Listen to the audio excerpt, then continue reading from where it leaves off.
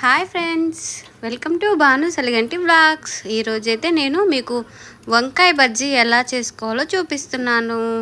మనకి street food ఉంటుంది కదా, వంకాయ బజ్జీ, అది ఎలా చేసుకోవాలో చూపిస్తున్నాను. ముందుగా నేను వంకాయలు అయితే తీసుకొని ఇలా 4 భాగాలుగా అయితే కట్ చేసుకున్నాను.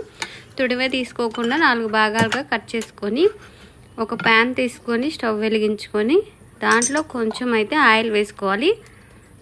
కొంచెం ఆయిల్ వేసుకొని ఆయిల్ కాగినాక మనం 4 భాగాలుగా కట్ చేసి పెట్టుకున్న వంకాయలు అయితే ఒక్కొక్కటిగా వేసుకోవాలి. అందులో ఒక్కొక్కటిగా వేసుకొని విడిపోకుండా నెమ్మదిగా వాటిని మంచిగా ఫ్రై అయ్యే వరకు ఫ్రై చేసుకోవాలన్నమాట. ఇలా ఫ్రై చేసుకోకుండా బజ్జీలు వేసుకుంటే వంకాయ అనేది మనకి ఉడకకుండా వంకాయ పచ్చి పచ్చిగా ఉంటుంది. వంకాయ బజ్జీ కరెక్ట్గా రావాలంటే ముందు ఇలా వంకాయలు అయితే మనం ఆయిల్లో ఇలా వేయించుకొని తీసి పక్క పెట్టుకోవాలి. తీసి పక్క పెట్టుకొని ఇప్పుడు మనం బజ్జీలకి పిండి కలుపుకుందాం. దానికోసం నేనైతే శనగపిండి ఒక్కటే తీసుకుంటున్నాను. శనగపిండి వేసుకొని దాంట్లో కొంచెం జీలకర్ర పొడి, కొంచెం ఉప్పు, అలాగే కొంచెం కొద్దిగా వంట సోడా వేసుకొని కొంచెంగా కారం అయితే వేసుకుంటున్నాను. ఇది మిర్చి బజ్జీ కాదు కదా, వంకాయ బజ్జీ కాబట్టి కొంచెం కారం అయితే వేసుకోవాలి. నేనైతే కొద్దిగానే చేసుకుంటున్నాను బజ్జీలు కాబట్టి 1 స్పూన్ కారం అయితే సరిపోయింది.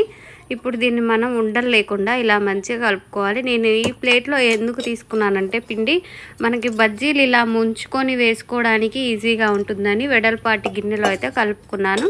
పిండి కలుపుకొని అయిపోయిన తర్వాత మనం మళ్ళీ డీప్ ఫ్రైకి సరిపడా ఆయిల్ అయితే ఇలా వేడి చేసుకొని మనం ముందుగా వేయించి పెట్టుకున్న వంకాయ ఉన్నాయిగా, ఆ వంకాయలను అయితే ఇలా పిండిలో ముంచుకొని వేసుకోవాలి.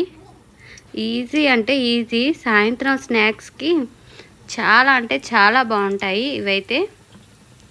ఇలా ఒక్కొక్కటిగా ముంచుకొని మనం ఎన్ని పడతాయో అన్ని వేసుకోవాలి. ముందుగా కదిలించకూడదు. కింద కాలిపోయిన తర్వాత అవే ఇలా ఈజీగా వచ్చేస్తాయి అన్నమాట. కాలకు ముందే కలిపితే మాత్రం పిండి అంటుకుపోయి మనకి వంకాయ వేరే పిండి వేరేగా విడిపోతుందన్నమాట. ఇలా మంచిగా ఎర్రగా కాలే వరకు ఉంచుకోవాలి.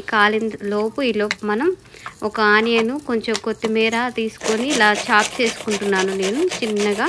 ఇదైతే బాగుంటుంది ఇలా ఆనియన్ కట్ చేసుకోవడానికి. కట్టరు సన్నగా కట్ అయిపోతుంది అన్నమాట. కొంచెం కొత్తిమీర, ఆనియన్ కట్ చేసి ఈలోపు మన బజ్జీలు అయితే 2 సైడ్లు వేగిపోయాయి.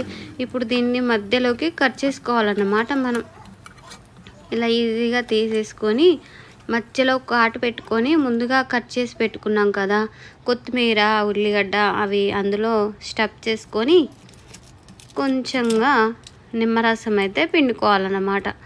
ఇలా సూపర్ అంటే సూపర్ ఉంటుంది. ఇలా కొంచెం టైం ప్రాసెస్ ఉన్నా కూడా మనం ఇలా ప్రాపర్గా చేసుకుంటే మాత్రం స్నాక్స్ అదిరిపోతాయి అన్నమాట. ఇలా చేసుకొని కొంచెం అయితే నిమ్మకాయ అయితే పిండుకొని సర్వ్ చేసుకోవాలి. ఇప్పుడు ఎలా ఉన్నాయో మా వారి మాటల్లో విందాం. బజ్జీలు రేటింగ్ చెప్పాలి.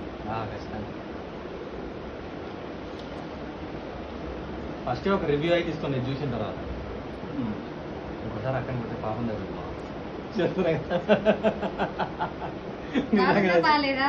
ఈ రోజుల్లో అలా ఏం చెప్పడు తిని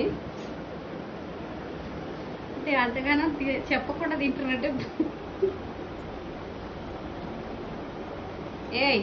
మస్తుందక్క నిజంగా. అసలు వంకాయనే తినేటోని కదా, నిజంగా చెప్తున్నా. వంకాయ లెక్కలేదు కదా. తినండి ఎంజాయ్ చెప్పట్లేడు. ఏయ్ నువ్వు చెప్పు, అటు చూపిస్తావేంది? నువ్వు కూడా తింటున్నావుగా. నాకైతే మస్తు అంటే బాగాలేదు అనుకోవాలన్నా. టిష్యూ ఎట్టుంది వంకాయ బజ్జీలు ఎట్టున్నాయి?